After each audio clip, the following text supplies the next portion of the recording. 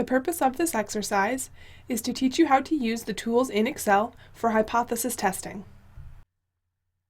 The problem in the book involves Company P, which is the large manufacturer of paper products.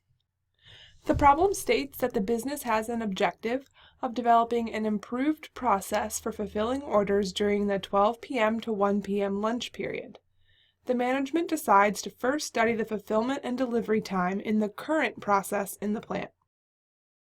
The data collected from a random sample are presented from 2 assembly lines within the company.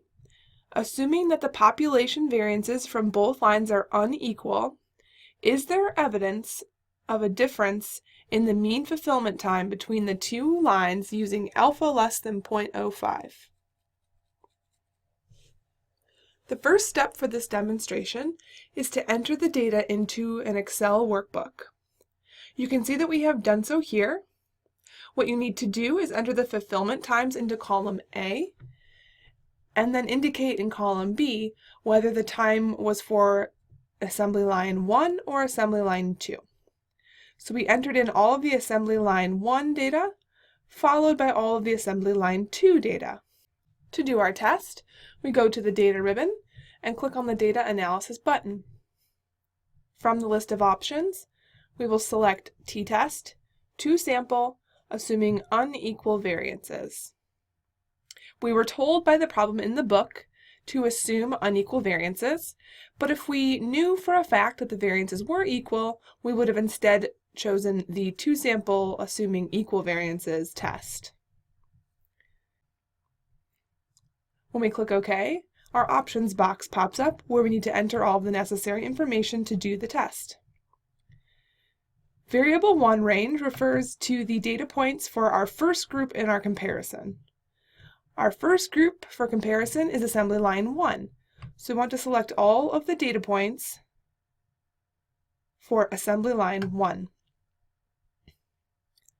Our second variable for comparison is assembly line 2, so we want to select all data points for assembly line 2.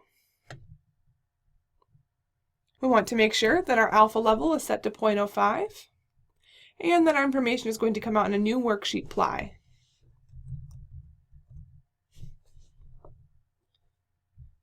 Once we click OK, we'll see a table of our results.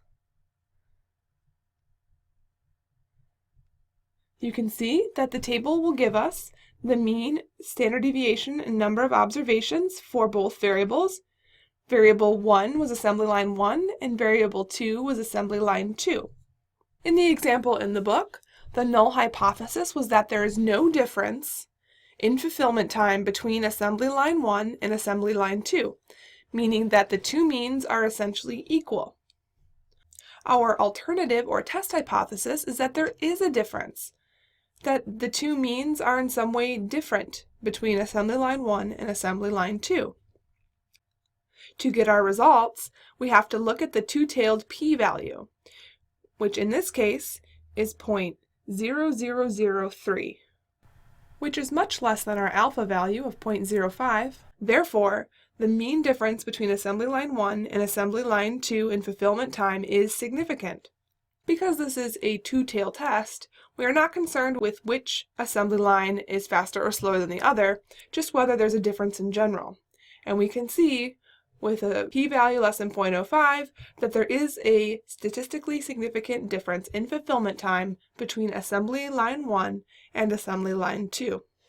Since Company P wishes to reduce fulfillment times within their manufacturing plant, the management should try to identify why there is a difference and consider implementing the work practices of assembly line 1, which had the lower mean fulfillment time, across all assembly lines as best practice.